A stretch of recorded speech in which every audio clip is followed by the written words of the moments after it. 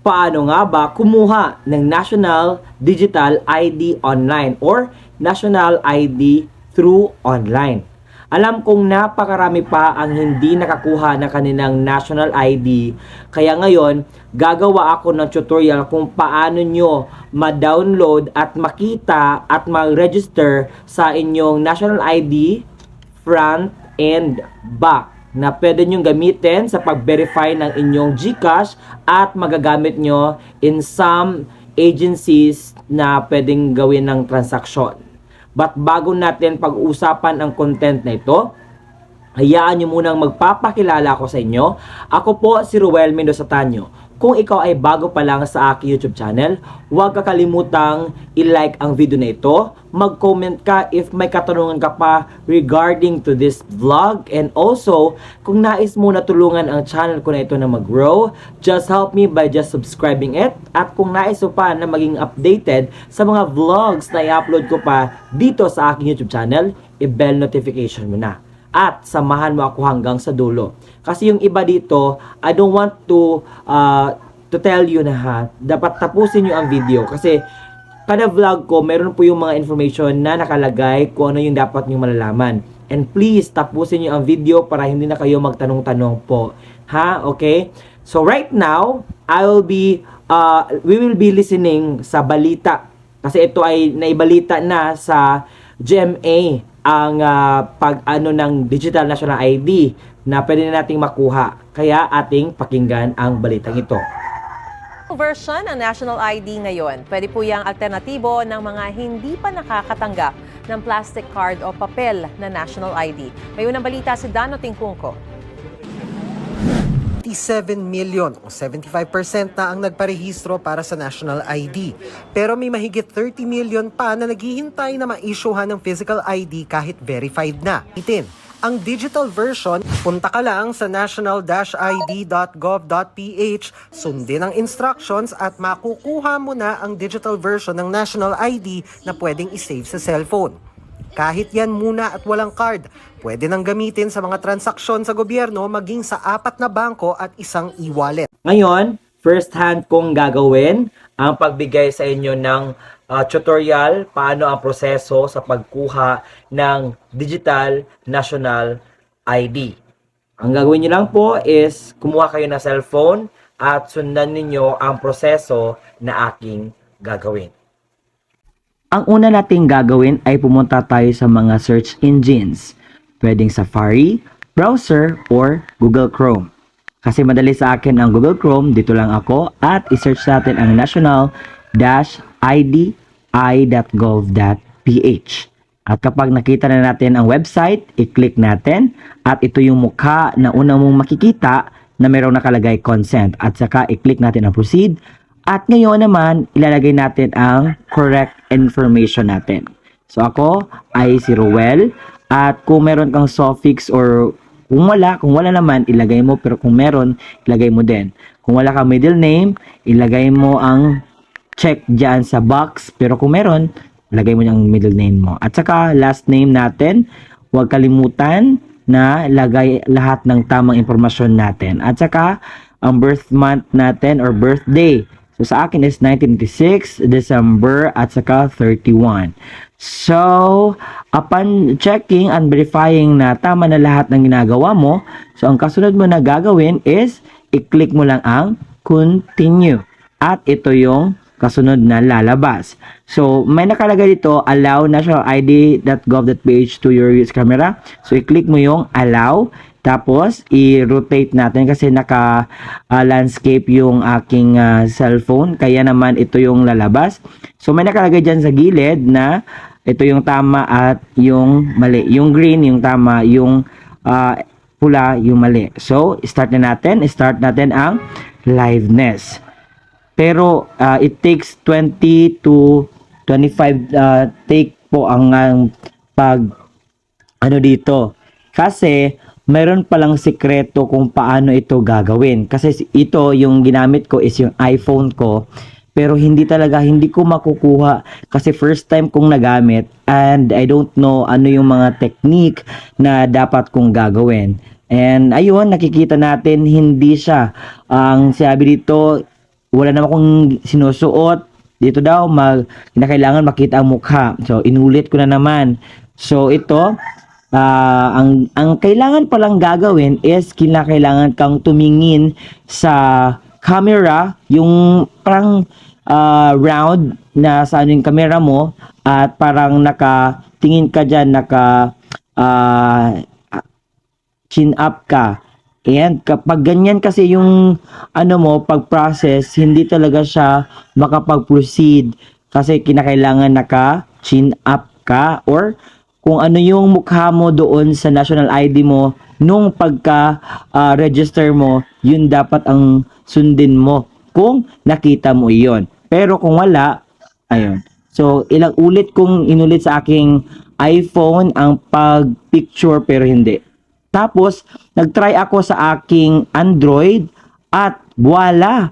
Sinabi niya na congratulations, you've been successfully verified. You can now view your national ID.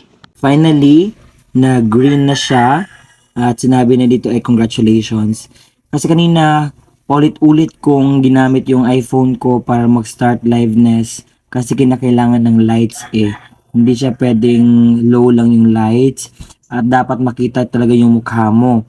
Kaya ngayon, tinry ko sa aking Android na phone at ito yun, congratulations siya. Tapos, tingnan natin ang ating national ID. Yan. So, yan ang aking national ID which is the same lang siya ng aking national ID dito. Ayan. So, ito yung front page niya. At ito rin yung tap natin. At ito yung back page niya. So, pwedeng-pwede niyo po itong gawin sa inyong bahay. At kung sa pag-process ninyo, ganito ang lumabas. Verification failed. Ano ba ang mga dahilan? Bakit error ang pag-process ninyo ng iyong national ID or national digital ID? Ating pag-uusapan. Meron tayong tinatawag dito na data kung saan malalaman natin ang mga rason bakit may error sa inyong pag-process. So may 4 na kulay dito, blue, green, yellow, at saka red. Anong ibig sabihin ng mga kulay na iyan?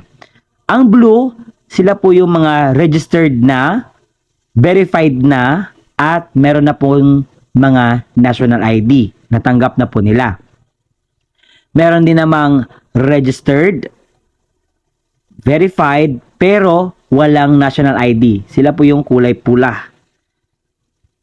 Yung mga kulay yellow, sila yung mga na-registered para i-verify na. At meron ding kulay green na ito yung mga hindi pa talaga na-registered na mga tao dito sa ating bansa na kung saan kinakailangan na natin talaga or I highly encourage everyone na magpa-rehistro na nang sa gayon makakuha na tayo ng ating national ID na kung saan pwedeng gamitin sa lahat ng transaksyon. Ngayon, dadako tayo sa katanungan. Unang katanungan na palagi kong mababasa sa comment section.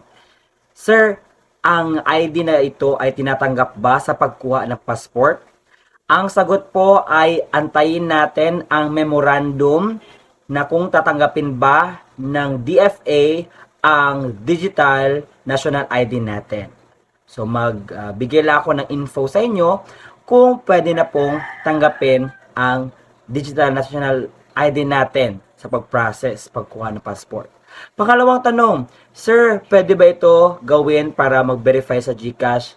Yes po. Pwede po nating ipa-verify sa GCash. So, ang gagawin natin, i-print natin. So, paano mag-print? So, pwede nyo pong anong size ang meron dyan sa inyo. I-print nyo yan. At pwede nyo gamitin sa pagpa-verify ng inyong card, ng inyong GCash. Tanong, Sir, paano po kukunin ang physical ID or ito mismo yung card? So, as of this moment, mag-antay lang po tayo sa ating physical card dahil on the way na po ang kanilang delivery. And siguro medyo madelay yung pagka-deliver dahil napakarami, 108 million ang tao dito sa ating mundo, and siguro merong delays, and we're very sorry for that. Sa akin naman ay dumating 3 years, no? And medyo ano yung mga may mabura-bura na. So pwede itong pa-replace. Kung may tanong kayo, sir, ano bang gagawin kapag mabura na? Ipa-replace nyo po, but take note, it needs process, or it takes time para makuha agad. And also, sa mga nagtatanong, sir, yung eGov app at saka yung National ID na website, same na po ba? Yes, they are both ano po sa PhilSys. But, yung eGov po na app ay hindi po tinatanggap po sa DFA or pagkuha ng passport and any transactions dahil wala po siyang yung page 1 lang siya, hindi po makita yung QR code or blur po yung QR code. So, I'm sorry sa mga na-confuse sa unang video ko, but yung ano po, eGov po ay hindi po siya tinatanggap sa pagkuha po ng passport. So, ito po ang mas okay, ang National Digital ID na pwede nating gamitin in some areas. Hindi po lahat ma-occupy niya kasi hindi po siya physical card natin, but we'll try to use that, and we'll try to wait for the memorandum sa lalo-lalo na sa pagtanggap pag ano ng passport. So napakarami. So I will be reading sa mga questions pa ng ating mga kababayan when it comes sa national ID. So nandito sabi niya, paano daw? So, yun, sundan nyo lang po ang link nandoon po sa video. Kung ang national ID ay blurred na po yung picture, anong gagawin? Magpapa-replace po. Punta po sa pinakamalapit na PhilSys site or area, at saka maghingi ng replacement form, mag-filled out, at saka ipasa, isurrender nyo po itong inyong national ID, at antayin ang message po nila na kung kailan po ibibigay ang inyong mga national ID na pina-replace nyo po. So, kukuha pa tayo ng mga katanungan dito para naman mas maliwanag sa atin ang ating dapat na mapakinggan dito sa pag-process. So, i-download po ba? Yes po. I-download po natin ang ating pina-process po. Marami pang katanungan. So, kung meron pa, just comment down below. And kung marami kayong nakuha ang aral dito sa ating vlog ngayon, so don't forget to subscribe my YouTube channel. Bye-bye. See you again next time.